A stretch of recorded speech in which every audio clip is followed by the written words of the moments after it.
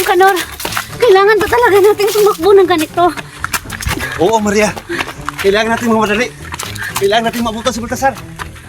Pero mas mabuti siguro, magdahan-dahan tayo. Baka kasi nasa mga sulok siya magtatago. At sa ibang daan siya dumaan. Maria, hindi kalabaw ang hinahanap natin, kundi tao. At ang mga tao ay mas pipiliin dumaan sa mga ganitong daan kaysa dumaan sa mga kalsada na mapuputik. At sa palagay ko, ay hindi pa siya nakakalayo. Kaya, bilisan pa natin. Po, bilisan pa natin. Maria, Pero, nanganganib ba yung buhay ni Baltasar? At mayroong dalawang tao na gustong patayin siya at hinahanap siya ngayon. Kaya kailangan natin siyang mabutan bago pa mahuli ang lahat.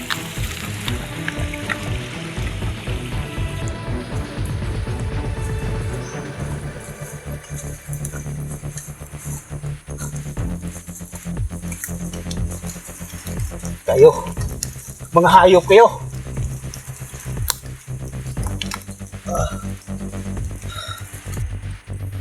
Bakit? Sino ba ang inaasahan mo na lumigpit sa'yo? Maliban sa amin.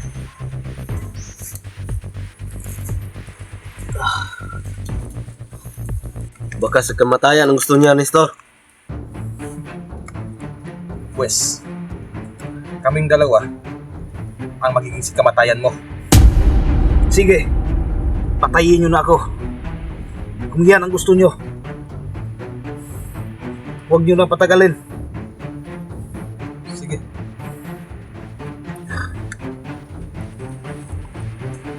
Dahil yan din naman ang gusto namin gawin sa'yo.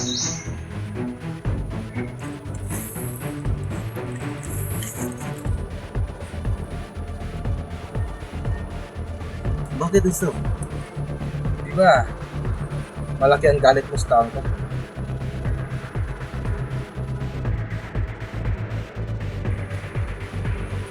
Oo. Bakit?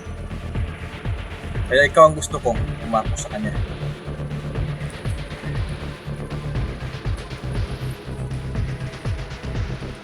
Yan kung hindi labag sa kalooban mo. At isa pa, napag-usapan na natin ang tungkol dito.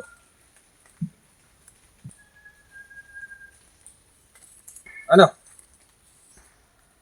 Sige, bayag ako.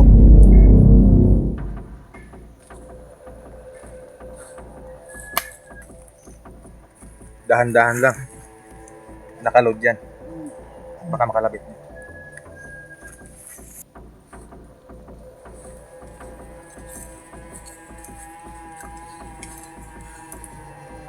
Ano kaibigan? Pinagkatiwala na kita sa kasama ko. Kaya, good luck sa kabilang buhay.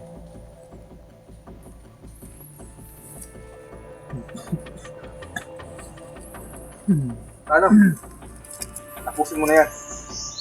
Hintayin na lang kita doon. Naiwan na kita. Ikaw nang bala sa kanya.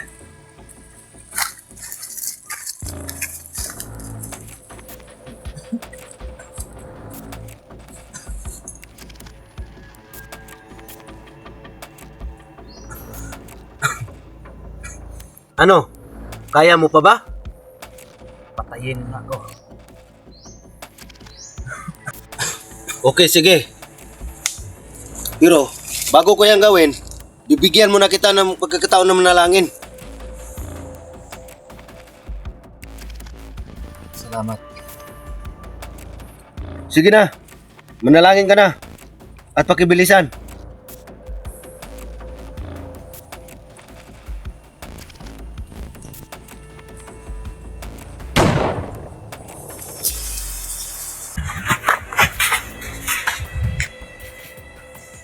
Tutok lumarin yun ah.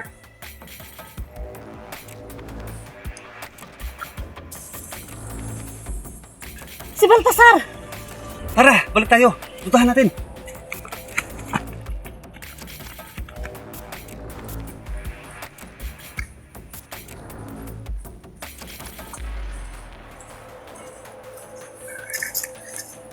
Inisang putok mo lang yata.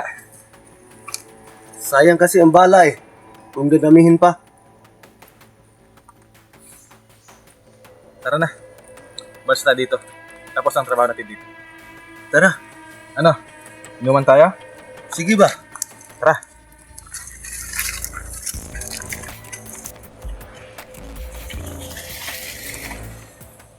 Dito tayo.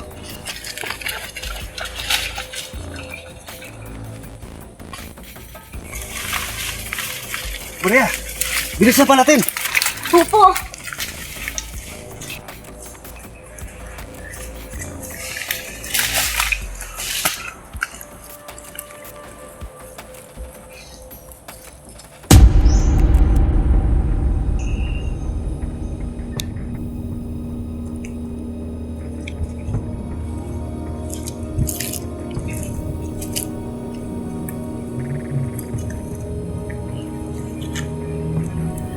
Manong Kanor, parang pamilyar sa akin ang kulay ng damit. Parang kay...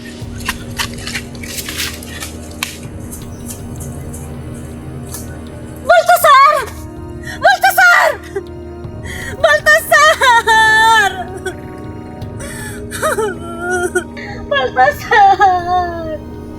Manong Kanor! Si Baltasar! Baltasar!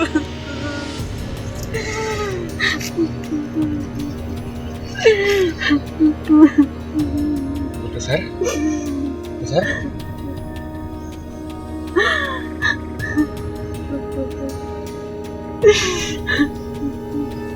Sir! Sir! Wala na siya talaga. Wala na si Baltasar. Baltasar! Baltasar! Baltasar! Baltasar!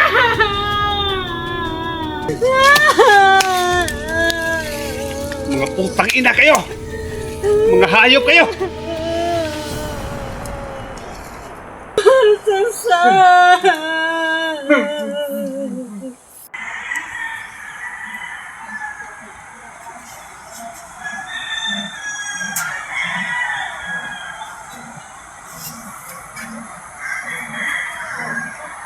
Bigla yata akong kinakabahan. Ano kayang ibig sabihin nito?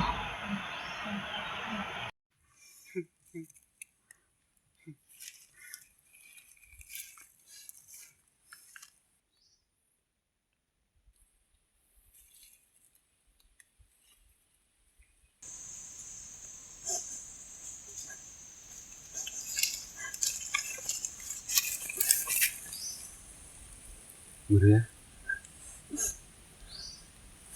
Manong Kanor, tama na. Tama ng pag-iyak. Wala na tayong magagawa.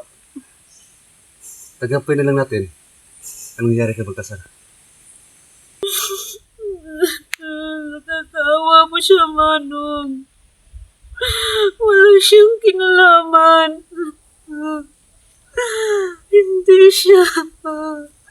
Hindi siya dapat ang namatay. Sana ako na lang. Ako na lang. Tama na. Tama na.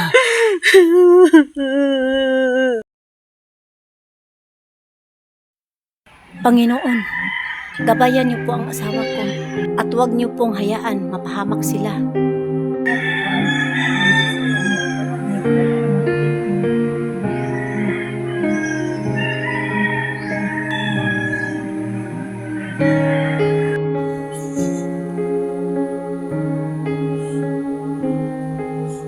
Manong, paano po ang katawan niya?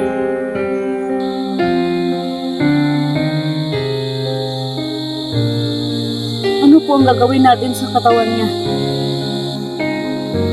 Subuti siguro. I-turn over natin sa barangay. Ang pagpinga. At nang sa gayon, ay makuha ng mga kaanak niya.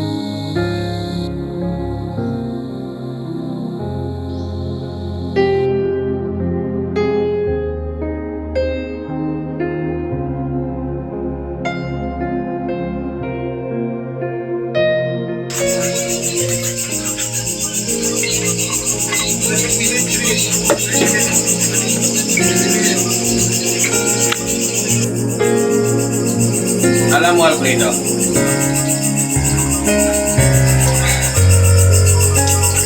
ang sarap-sarap na pakiramdam ko ngayon. Bakit? Ano ba ang nararamdaman mo ngayon? Pakiramdam ko, para ako nabunutan ng 5 pako sa paa ko. Para ako nabunutan ng isa sa pinakamalaking tinik. Dahil pakiramdam ko, matapos natin may tumbang taong iyon, ay guminhawa ang pag-iisa. Pareho lang tayo naramdaman, Nestor. Biglang sumaya ang pag-iisip ko. Dahil sa pagkakataong ito, ay wala na tayong dapat ikabahala tungkol kay Madam. Tama ka, Alfredo. Tama ka.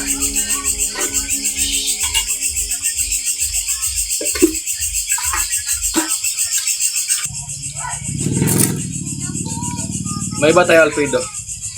Di ba isang bala lang ginamit mo kanina? Oo, isang bala lang. Kung ganon, saan parte mo siya ng katawan niya tinira? Sa ulo ba? O sa dibdib? Sa ulo, tago sa puso niya. Ha? Paano mo yung ginawa? Di ba isang bala lang ginamit mo? Oo, isang bala lang. Mula dito, tago sa puso niya. Ah, kaya pala. Oo, nagbabudget kasi tayo ng bala. Kaya, tinira ko ng sabay. Grabe. Alapit mo talaga. Dahil naisipan mo pa discarding yun. At dahil sa ginawa mong yun, sigurado, hindi na yun makakaligtas. Iwan ko lang kung makakaligtas pa siya. Pero sa palagay ko, patay na yun. Ikaw ba naman ang tinamaan sa ulo at puso? Tama ka, Alfredo. Pero, Kika, di ba may lupa ang taong yun? Action! Oo. Malawak ang lupain nun. Kung ganon, dahil wala na siya, tayo na yung may-ari ng lupa niya. Di ba? Hindi, Nestor. Si Madam Rosita, ang nagmamayari nun. Hindi tayo. Kung sa bagay, paano kaya kung huwag natin sabihin kay Madam? Hindi, Nestor. Malaki ang utang natin sa kanya. Iyan na naman ngayon. Kung malaki ang utang natin sa kanya. Hindi, ibigay natin ang lupa. Siguro naman, ihigit sa 1 milyon ang halaga ng lupa. At yung sobra ay hatiin natin. Okay ang plano mo, Nestor. Pero, paano kung malaman ni Madam? Paano kung mabukon niya tayo? Sigurado ako, itutumban niya tayo. Alam mo ito, Alfredo. Napakabatakutin mo. Hindi niya malalaman ang gagawin natin. At tayo lang dalawa ang makakaalam. Alfredo, malaking pira makukuha natin kapag naibenta natin ang lupang yun.